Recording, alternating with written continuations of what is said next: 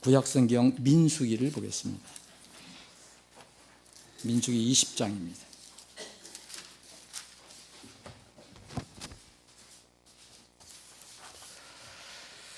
자, 오늘 아침에 여러분들과 나눈 말씀은 기억하시죠? 굳이 제목을 단다면 한 번 맞은 반석입니다.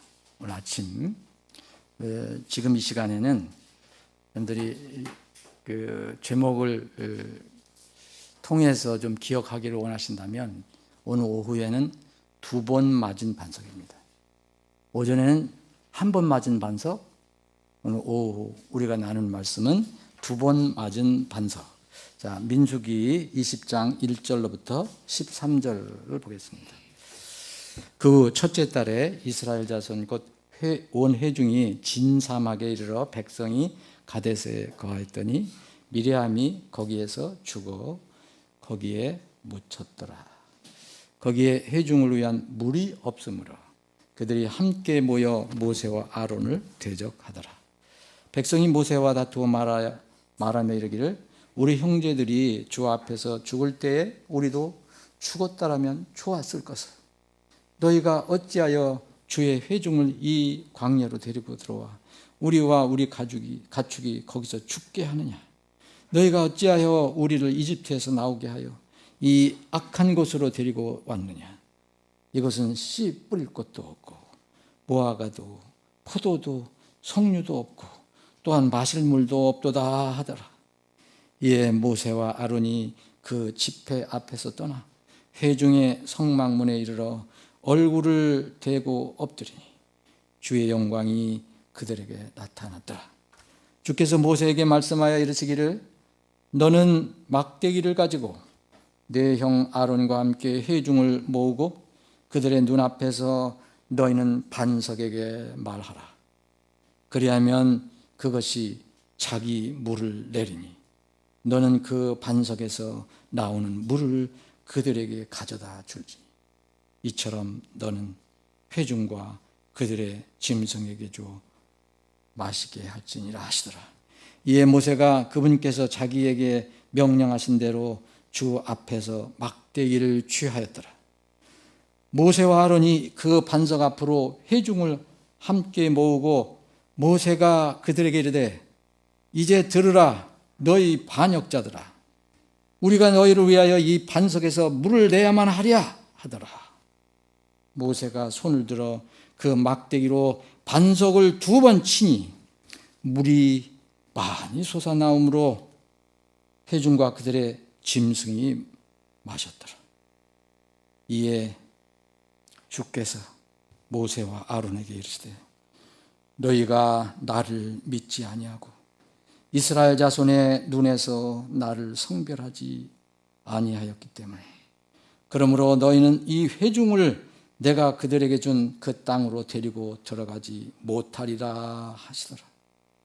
이것이 무리바의 물이니 이는 이스라엘 자손이 주와 다투었고 그분께서 그들 중에 성별되셨기 때문이라. 아멘. 아버지 하나님, 오후에 저희들이 육의 양식을 먹은 뒤에 다시 영의 양식을 취하기 위해서 하나님 집에 모여 찬양하고 경배하며 주님께서 공급하신 양식을 취합니다. 주님께서 우리에게 주신 하늘의 양식을 저희들이 기쁘게 감사히 먹기를 원합니다. 우리 사랑하는 지체들 각자에게 필요한 하늘의 양식, 생명의 양식을 지금 이 시간 공급해 주옵소서. 예수님의 이름으로 기도합니다. 아멘. 말씀드린 대로 오늘 출애굽기 17장에 있는 아침에 우리가 살펴본 것은 이제 한 번 맞은 반석. 오늘 이 본문은 오후 본문은 반석에서 물이 나온 2번째 사건입니다. 오늘 오전에 출애굽기 17장에는 한 번 맞아서 반석에서 물이 나온 사건이고 오늘 오후에는 물이 나왔는데 반석이 2번 맞아서 나온 그런 사건입니다. 첫 번째는 신광야 근처를 떠나서 르비딤 광야에서 일어난 일이고, 오늘 오후 이 말씀은 이것도 광야지만 또 다른 광야, 진광야라고 하는 이 지역 가데스에서 일어난 사건입니다.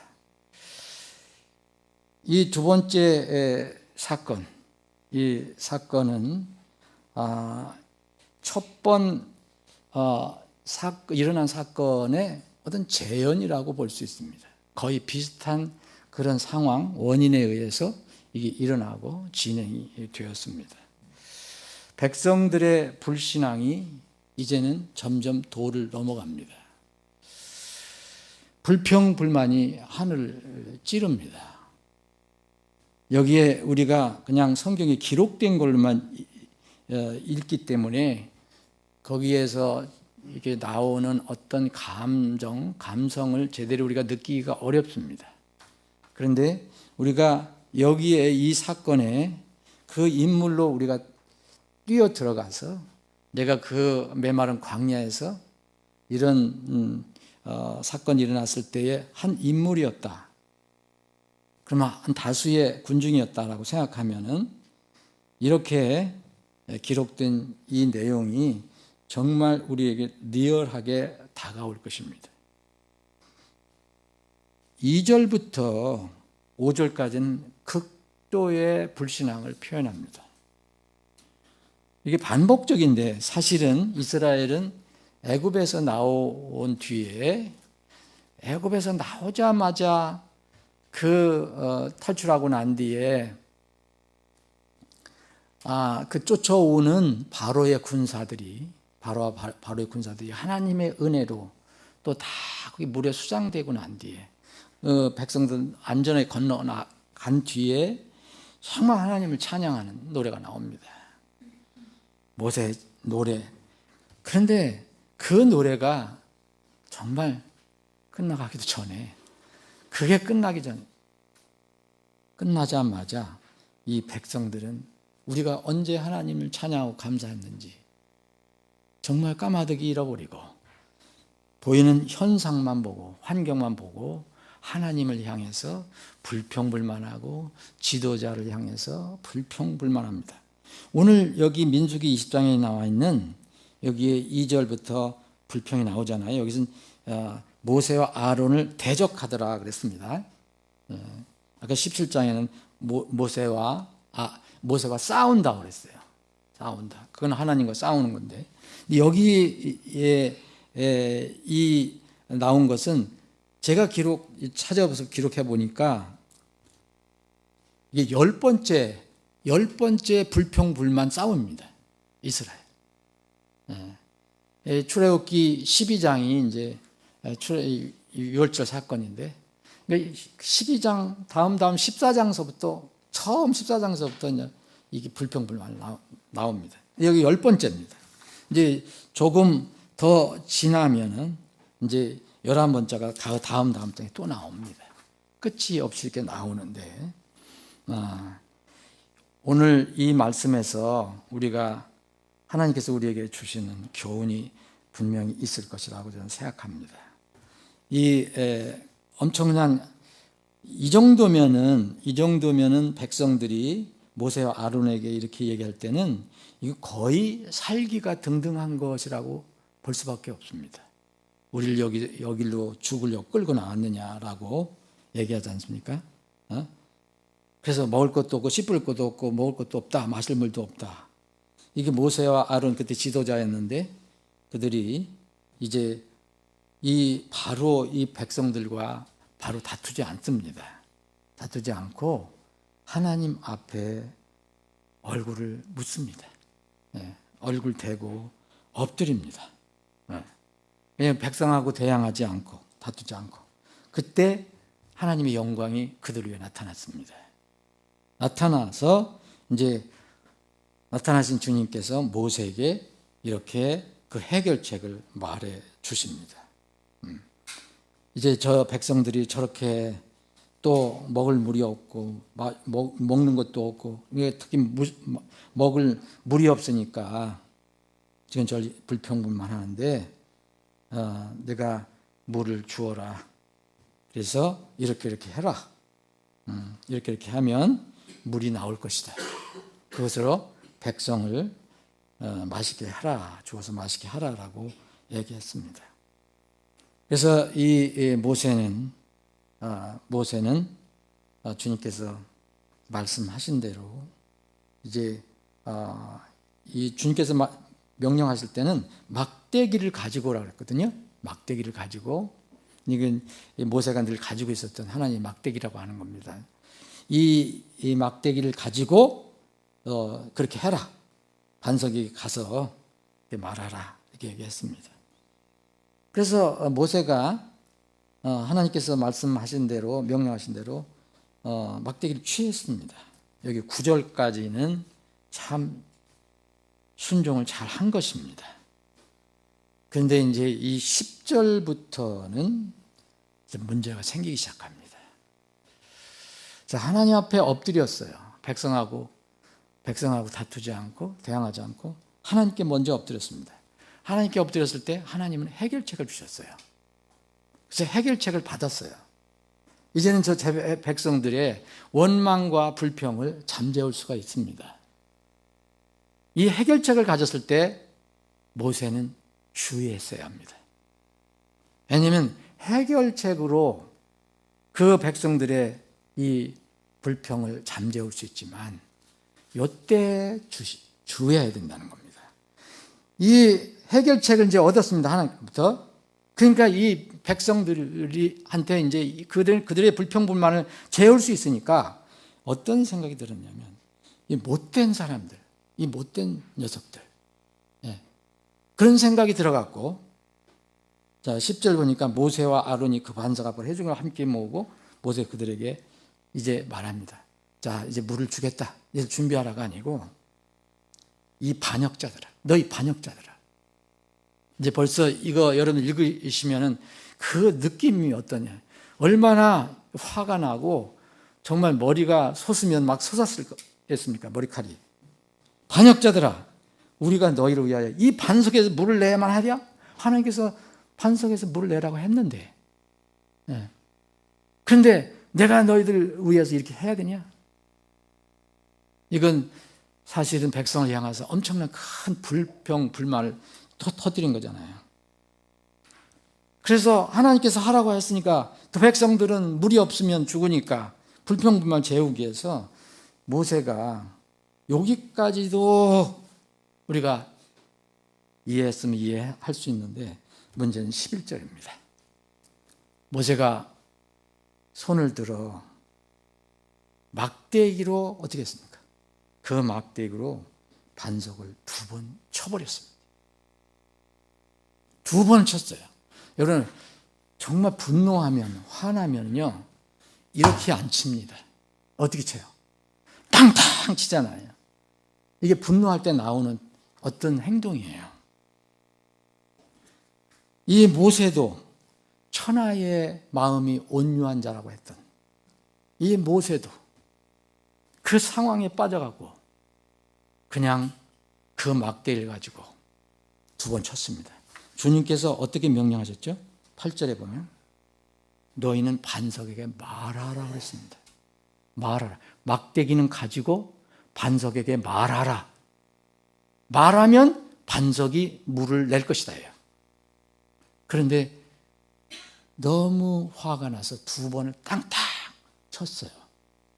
그런데도 그래도 하나님은 은혜로우신 분이기 때문에 말하라 하면 물이 나올 거다 그랬지만 2번 쳤어도 물은 나왔습니다. 물이 나와서 이제 그들 회중 그리고 그들이 끌고 가는 짐승들이 다 마셨습니다. 그 어려운 문제는 이제는 해결이 됐습니다. 그런데 이 사건은 하나님께서 이것을 우리에게 이 사건을 기록해 주신 것은 물을 내는 그런 해결책을 얘기하신 게 아닙니다. 물을 낼 때에 어떻게 그 명령을 받은 사람이 어떤 언행을 취할 것이냐에 대해서 말씀하고 있습니다. 여러분, 여기서도 이 반석은 오늘 오전에서 말씀드린 것처럼 여러분 예수 그리스도로 믿으시면 됩니다. 아니면 고린도전서에 그렇게 이미 얘기를 해놨습니다. 반석에서 물이 나왔다. 이스라엘 백성이 광야에서 반석에서 나온 물을 먹었다고 합니다. 그 반석은 그리스도라고 얘기했습니다. 자, 이것을 우리가 잘 생각해 보시고 이 이야기를 이해를 하셔야 됩니다. 물은 나와서 해결이 됐습니다. 그런데 주님께서 12절에 보면 이렇게 말씀하십니다. 너희가 나를 믿지 아니하였다고 말합니다. 모세와 아론에게 말한 겁니다. 너희가 나를 믿지 않았다. 물을 내주신 하나님께서 너희가 나를 믿지 아니했다? 그리고 너희들이 이스라엘 회중 앞에서 자손들 앞에서 나를 성별하지 않았다. 이건 뭐냐면 나를 거룩하게 여기지 않았다. 나를 무시했다. 멸시했다. 이 얘기입니다. 그러므로 너희는 이제 벌을 주님께서 그 죄값에 대한 어떤 죄도 죄의 값은 있습니다. 그 죄값을 직접 선언하십니다. 너희는 이 회중을 내가 그들에게 준 그 땅으로 가나안 땅으로 너희들이 데려고 들어가지 못할 것이다 라고 했습니다. 이 선언 이후 이제 이 모세에게는 큰 이제 뭔가 낙인이 돼서 이제는 끝끝내 그렇게 원했어도 가나안 땅을 바라보면서도 들어가지 못합니다. 그는 가나안 땅을 바라보고 광야에서 죽었습니다. 그러시면서 주님께서 이번에는 주님께서 말씀하십니다. 이거 무리바의 물이다. 무리바의 물. 여기서 생명의 물이라고 하지 않고 무리바의 물입니다. 무리바의 물이다. 이건 싸움의 물이다. 다툼의 물이다. 다툼의 물이다. 이스라엘 자손이 너와 이스라엘 자손이 너희와 나와 다투었기 때문에. 그래서 주님께서는 여기 마지막 절에 보면 그분께서 그들 중에 성별되셨다고 하잖아요. 여러분 이해 안 될 수도 있어요. 그런데 이런 얘기입니다. 하나님께서 거룩하신 분이에요. 이들이 하나님은 순간적으로 믿지 않았습니다. 하나님을 멸시하는 행동을 했습니다. 그래서 그대로 두면은 하나님은 성별되신 분이 아닙니다. 그래서 그들에게 죄의 값을 선언하십니다. 그것으로 하나님은 성별되었다고 말씀하십니다. 자, 주님께서는 이 사람에게, 이 모세와 아론에게 하나님을 믿지 않는 죄를 범했다고 얘기합니다. 그리고 하나님을 성별하지 않은 죄라고 얘기합니다. 또 여러분 24절을 보시면 이 말을 24절에 보면 결론적으로 하나님의 말씀을 거역했다라고 얘기합니다. 24절 보면 아론은 자기 백성에게로 거두어지리라. 그는 내가 이스라엘 자손에게 준 땅에는 들어가지 못하니 이는 너희가 무리바의 물에서 내 말을 거역하였기 때문이다. 하나님 말씀을 거역했기 때문이다. 여러분 여기서 여러분들 생각하시는 것이 무엇이 있습니까? 하나님의 말씀은 사람이 이해가 되든 안 되든 내가 지키든 못 지키든 하나님 말씀은 영원하고 그대로 성취됩니다. 그래서 하나님 말씀을 거역하고 믿지 않는 것은 반드시 죄값이 따라옵니다. 모세는 구원을 받아야 할 사람이 아닙니다. 이미 구원받고 하나님의 사명을 맡고 또 이스라엘 인도해 가는 훌륭한 지도자였습니다.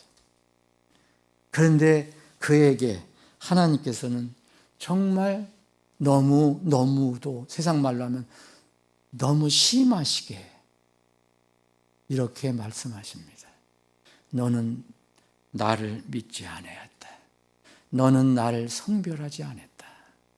백성 앞에서 나를 거룩히 구별하지 않았다. 그것은 결국 내 말을 거역한 것이다. 여러분, 여기에 우리가 여기에서 부정적이고 아픈 그 사례지만 아름다운 그리스도의 모습을 다시 발견합니다. 반석은 이미 한 번 쪼개졌습니다. 한 번 쳤습니다. 한 번 쳤을 때 물이 나왔습니다. 그분은 십자가에서 피 흘려 죽으시고 난 뒤에 깨어지시고 찢겨지시고 못 박히시고 창 받으시고 그것으로 완전히 끝나고 완성되고 이루어졌습니다. 더 이상 그분을 찌를 수 없습니다. 그분을 더 이상 공격할 수 없습니다. 그분이 더 이상 세상 죄를 지고 가지 않으십니다. 이미 한 번으로 단번에 영원히 완전히 끝났습니다. 여러분, 모세가 한 행동은 믿는 자였지만 그 예수님, 바로 예수님의 사역을 자기가 감정 때문에 그 예수님의 사역을 부인하는 엄청난 죄를 지신 겁니다. 말하라 그랬습니다. 하나님, 말하면 주님 거로부터 나옵니다. 우리는 주님께 기도합니다. 우리는 주님께 우리를 위해 십자가에 못 박혀 주셔서 그렇게 기도하지 않습니다. 우리를 위해서 더 고난을 받아 주십시오. 그렇게 기도하지 않습니다. 이미 받으시고 모든 것을 성취하신 분은 우리의 신음소리까지 들으시면서 우리가 기도하는 것을 들으시고 그분의 뜻과 계획 가운데서 내려주십니다. 이루어 주십니다. 물을 내어 주십니다. 그런데 때로는 이 모세처럼, 그런데 이 모세는 이 지상에서 하나님께서 가장 온유한 자라고 했습니다. 이 사람이 이런 일을 저질렀을 때 하나님께서는 정말 너무 심하시게도 너는 나를 믿지 않았다. 너는 나를 무시했다. 성별하지 않았다. 넌 내 말을 거역했다라고 말씀하셨습니다. 여러분, 구원받은 사람이 책임이 더 클까요? 구원받지 않는 사람이 책임이 더 클까요? 주님과에 대해서? 당연히 구원받은 사람이 더 책임과 의무가 큽니다. 그들은 모릅니다. 우리는 엄청난 은혜를 받았기 때문에 우리는 그것에 합당한, 걸맞은 하나님을 향한 우리의 언행이 있어야 됩니다. 그래서 주님을 따라가라고 얘기했습니다. 주님을 사랑하라고 얘기했습니다. 주님 안에 거하라고 얘기했습니다. 주님의 말씀이 내 앞에, 내 길에 등불이 되라고 하셨습니다. 그런데 모세는 이 순간만큼은 다 잊어버렸습니다. 그 순간만큼은 자기 감정 때문에, 자기 안에 솟아나오는 그 육신의 감정 때문에 이 일을 범하고 말았습니다. 이 이야기는 모세에게만 해당되는 게 아닙니다. 저와 여러분들 모두에게 해당됩니다. 그리스도인들 모두에게 해당됩니다. 그리스도 반석의 물을 마시고 구원받은 사람은 다 해당됩니다.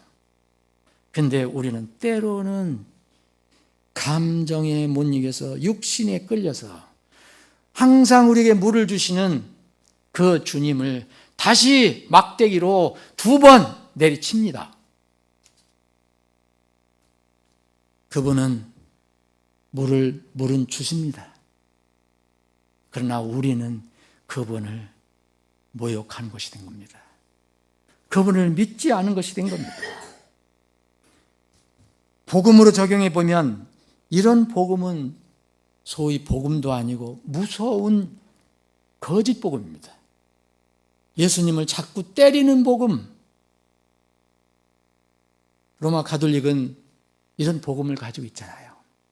계속 십자가에 못 박히는 예수님을 생각합니다. 그들의 성찬에는 예수님 만날 죽습니다. 또 죽고 또 죽습니다. 복음은 완전해졌습니다. 단번영은 완전해졌습니다. 더 이상 그분은 찢길 이유가 없습니다. 막대기로 맞으실 이유가 없습니다. 이제는 반석에게 말씀만 드리면 됩니다. 근데 우리는 때로는 우리의 육신의 삶 때문에 놀랍게도 이런 일을 종종 하곤 합니다. 하나님을 믿지 못합니다. 하나님의 말씀을 때로는 무시를 합니다. 그것은 구원을 받은 사람이라도 이렇게 모세에게 말씀하신 것처럼 우리가 그 순간만큼은 하나님을 믿지 못하는 겁니다. 내 육을 믿는 겁니다. 나를 믿는 겁니다.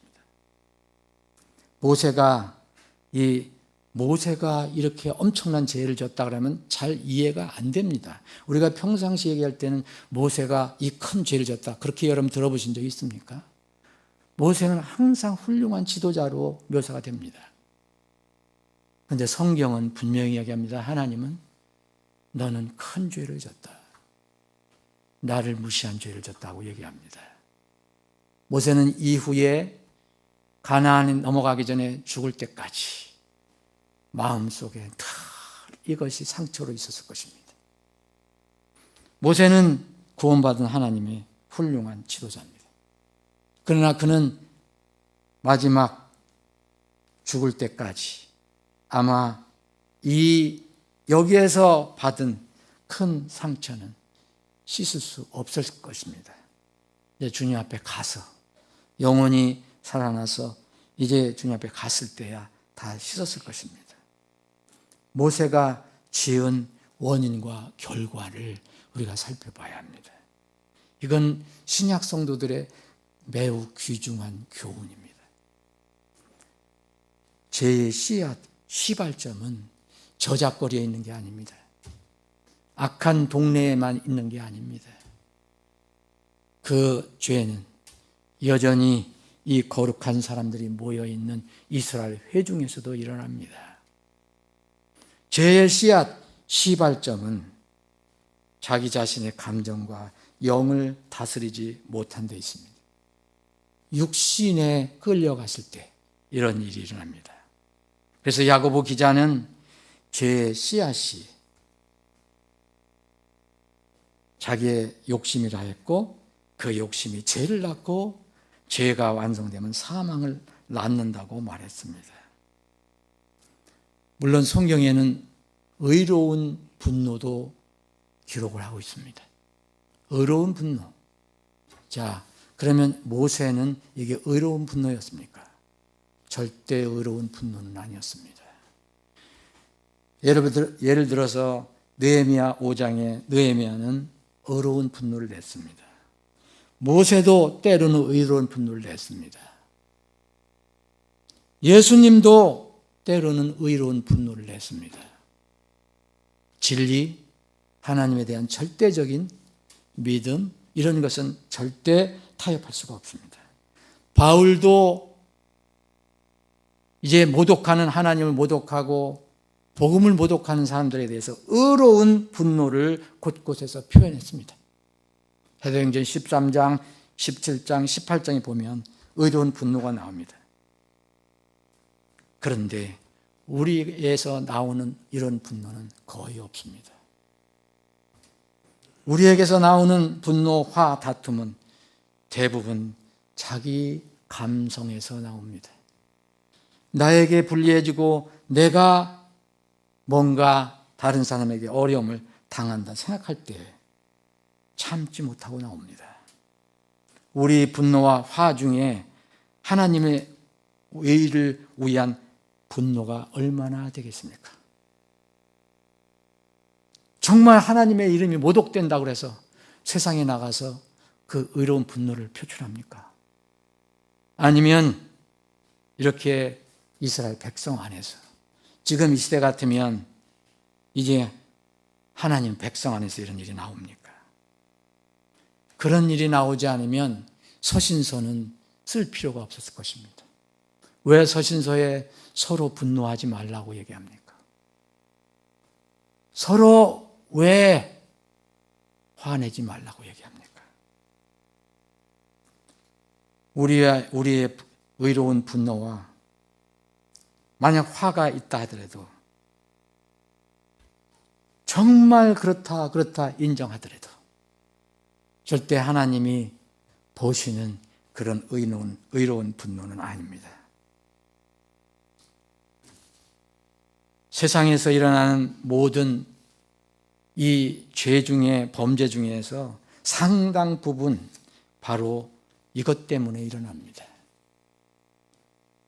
홧김에 울컥해서 분노를 표출하는 것 때문에 이 일이 일어납니다. 에베소서 골로새서 보면 죄의 목록 중에 하나가 분노가 나옵니다. 분노. 에베소 4장 31절, 골로새 3장 8절은 분노도 죄입니다. 하나님 앞에. 그러면은 이 모세의 그 온유했던 모세가 그 순간적인 감정을 이제 억누르지 못하고 정말 그 백성 아무리 봐줄래도 봐줄 수 없는 이 무도한 백성 의로운 분노를 낸 것 같지만 하나님은 그렇게 말씀하시지 않습니다. 하나님은 해결책을 다 주셨는데 그것만 따르면 되는데 자기의 분노를 냈기 때문에 하나님은 그에게 너는 나에게 죄를 졌다고 말씀하십니다. 죄의 열매가 있습니다. 종착점이 있습니다. 말씀드린 대로 오늘 이 본문에도 보면 조금 전까지도 이 백성이 그렇게 대적을 했는데도 그를 바로 대응하지 않고 먼저 하나님 앞에 엎드렸습니다. 이거 잘한 겁니다. 그랬을 때 답이 나왔습니다.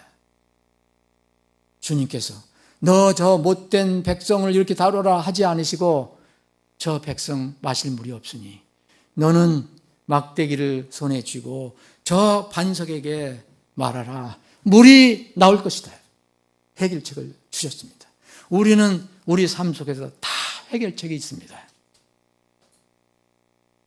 성경에 보면 다 있습니다. 그런데 때로는 내가 하려고 합니다. 내 생각으로 하려고 합니다. 이게 옳다고 생각합니다. 그러나 하나님은 그렇게 보시지 않습니다. 왜냐하면 성경에 이미 우리에게 해결책을 주셨기 때문입니다. 하나님은 이 백성이 그렇게 무도한 백성이지만 이 상황에서는 그들을 책망하지 않으시고 지도자에게 그들에게 물을 주라고 해결책을 주셨습니다. 이때 주의해야 합니다. 모세는 해결책을 얻었을 때 끝까지 잘 했어야 되는데 그때 감정이 솟구쳐 올랐던 것 같습니다. 저런 무도한 백성에게 내가 이 물을 하나님께서 말만 하시면 반석에게 말만 하면은 물을 주신다는데 저 물을 먹여야 하나? 이런 생각이 들어서 스스로 에스컬레이터 돼갖고 그냥 누가 얘기한 것도 아닌데 감정이 올라가서 막대기로 2번을 치고 말았습니다. 여러분, 우리가 보기에는 오죽했으면 저 백성이 저래서 모세가 그랬을까? 그렇게 얘기하죠. 우린 인간적인 생각으로는 누구든지 그렇게 얘기할 겁니다. 그런데 하나님은 그렇게 말씀하시지 않습니다. 왜 우리가 하나님 말씀을 가지고 있습니까? 우리는 세상의 기준으로 세상을 바라보면 안 됩니다. 우리는 끝까지 하나님 말씀을 가지고 가야 됩니다. 우리가 못 지키더라도 하나님 말씀을 따르려고 해야 합니다. 못 지킬 때 하나님, 저 힘이 없습니다. 제가 하나님 말씀을 따를 수 있는 능력을 주시고 믿음을 더해 달라고 기도해야 합니다. 그렇게 제자들이 기도하지 않았습니까? 도저히 우리가 할 수 없는 일을 주님께서 말씀하십니다.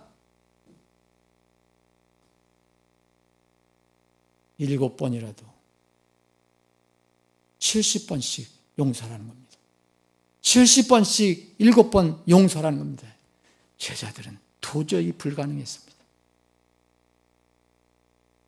한 서너 번 용서해 주는 것도 엄청나게 중요한 건데, 힘든 건데 주님이 어찌 저렇게 말씀하실까? 490번을 용서하라니. 이건 뭡니까? 무한대로 용서하라는 거잖아요. 우리는 쉽게 얘기합니다. 그건 우리에게 해당이 안 됩니다.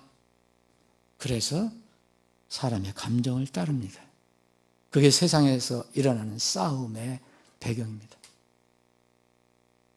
그러나 우리는 주님의 말씀이 있습니다.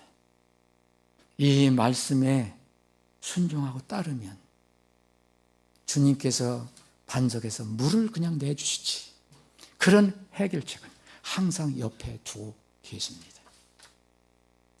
죄의 열매는 거둬들일 수 없는 그런 결과로 나타났습니다. 아론은 오늘 말씀에 있는 것처럼 이제 죽고, 또 모세도 눈앞에서 가나안 땅을 바라보고 죽었습니다.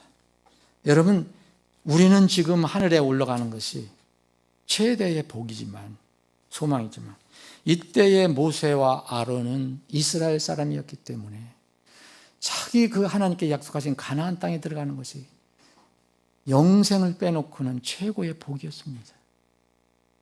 그걸 잃어버렸습니다.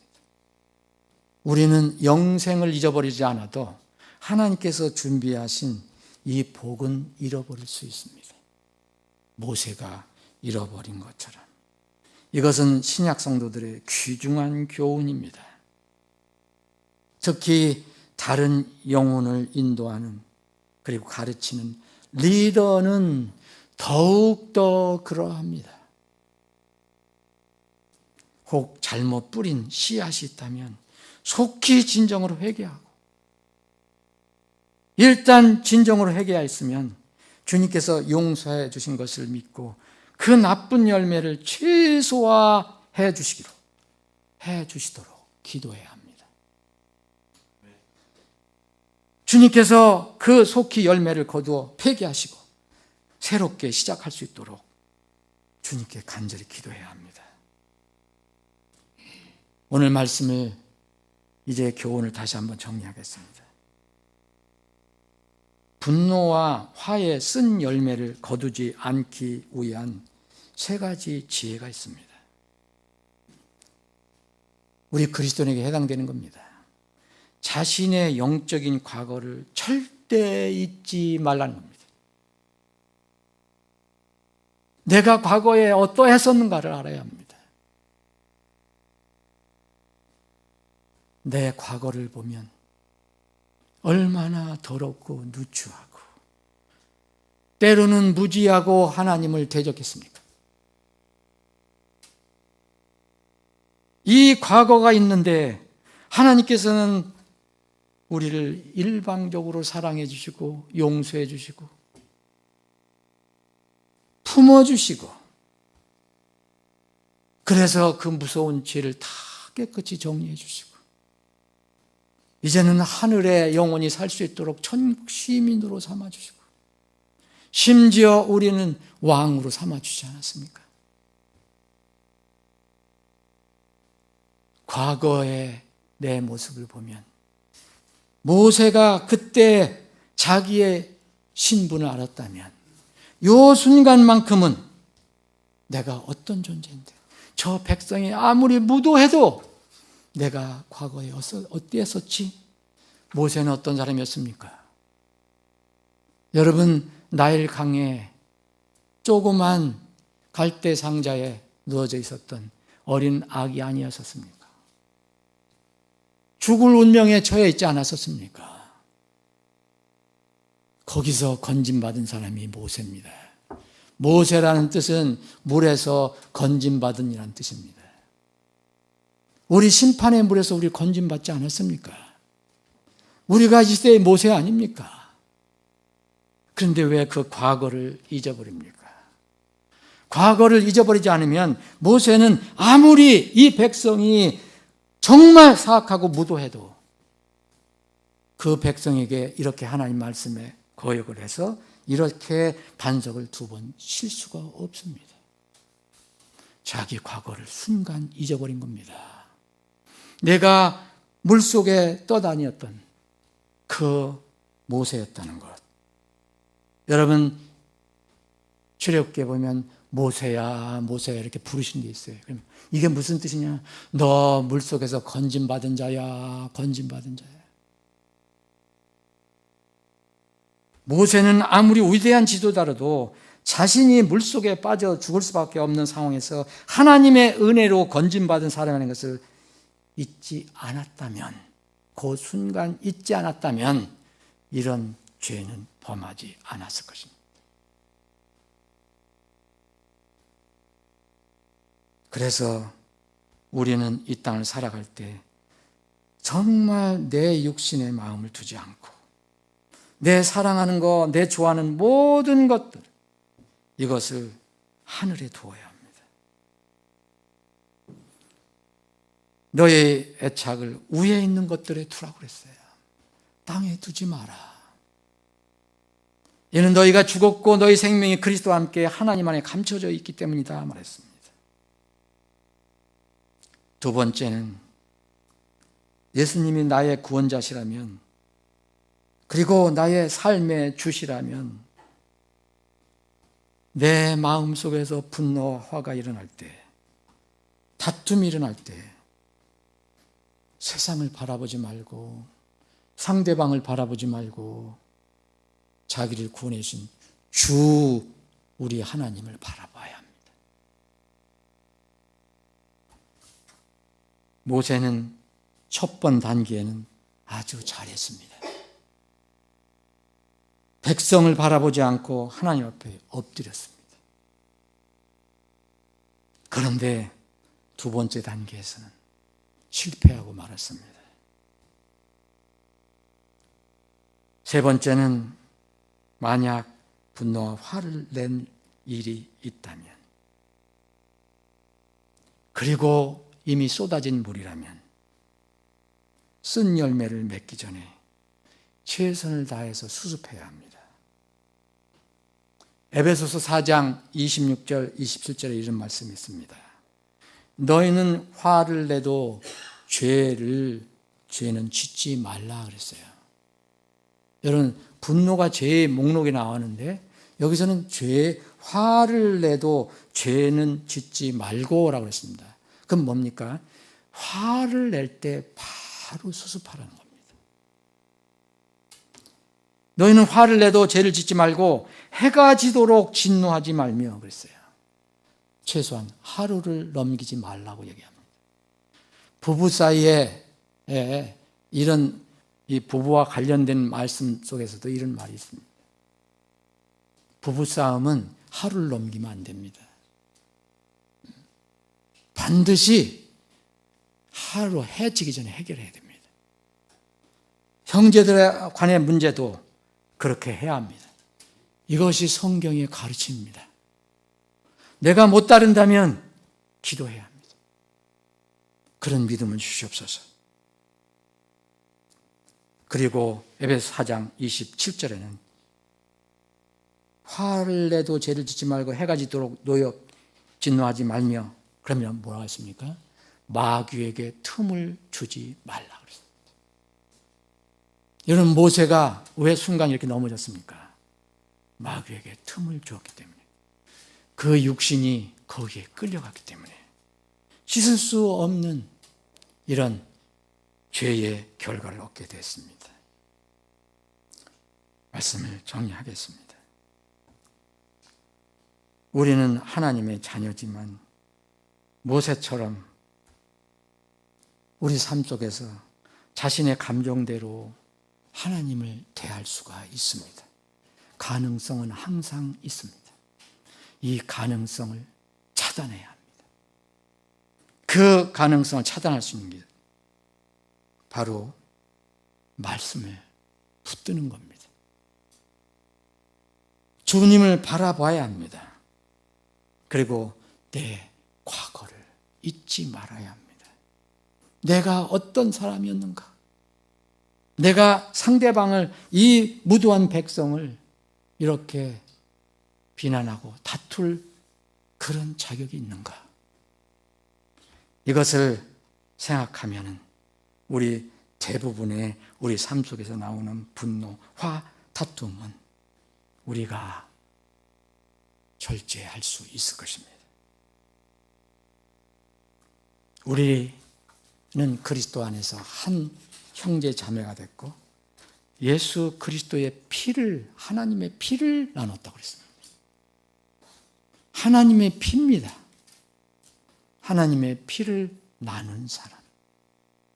이거를 바라보십시오.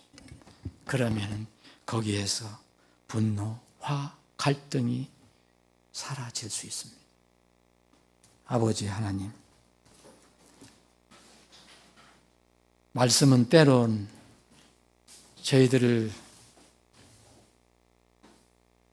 어렵게 할 때가 있다는 것을 고백합니다.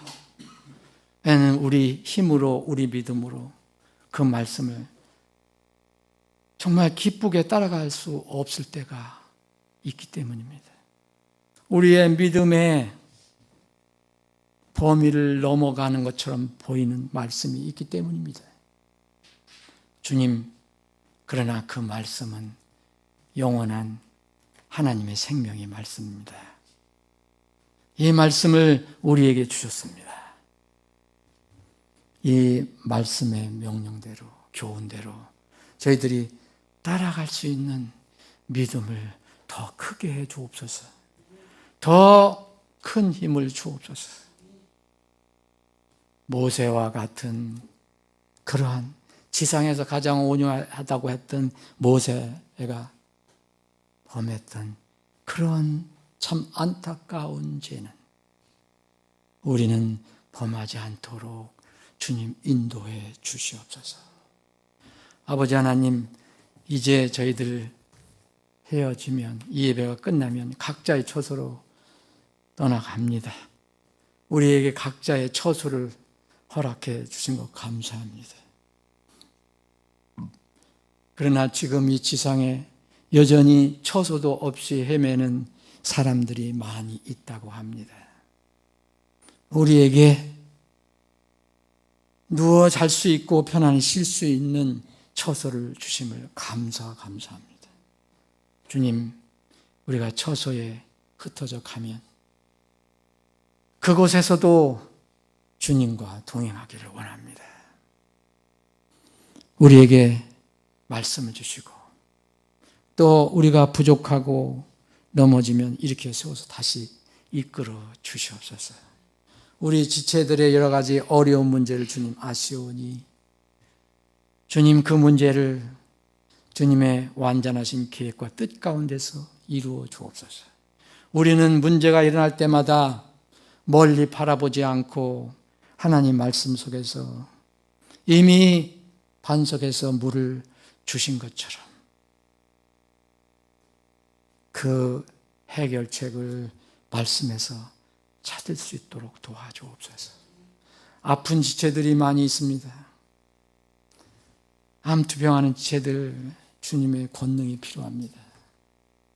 주님의 치유에 그 거룩한 손이 필요합니다. 저들을 덮어주시고 안수해 주시고 그 나쁜 세균, 균들을 몰아내 주시고 새 세포를 주시옵소서. 마음이 힘들고 어려운 불안한 이런 우리 지체들도 있습니다. 저들의 마음을 평안케 해주시고 또 안정시켜 주셔서 정말 평안한 가운데 주님을 기쁘게 섬길 수 있게 주시옵소서. 이곳저곳 아픈 지체들이 있습니다. 아파서 예배를 참석하지 못한 지체들도 있습니다. 아파 누워있는 병상에 주님이 방문해 주셔서 아픈 곳에 손을 얹고 주님 안수해 주시옵소서. 치료해 주옵소서. 그래서 주님이 이 땅을 사는 동안은 건강한 몸으로 힘있게 주님을 섬기고 찬양하고 예배하다가 하나님 나팔 소리를 듣게 해 주시옵소서. 오늘 이 토요일 남은 시간에도 주님 우리 사랑하는 지체들과 함께 하실 것을 믿고 감사드리며 거룩하신 예수님의 이름으로 기도합니다. 아멘.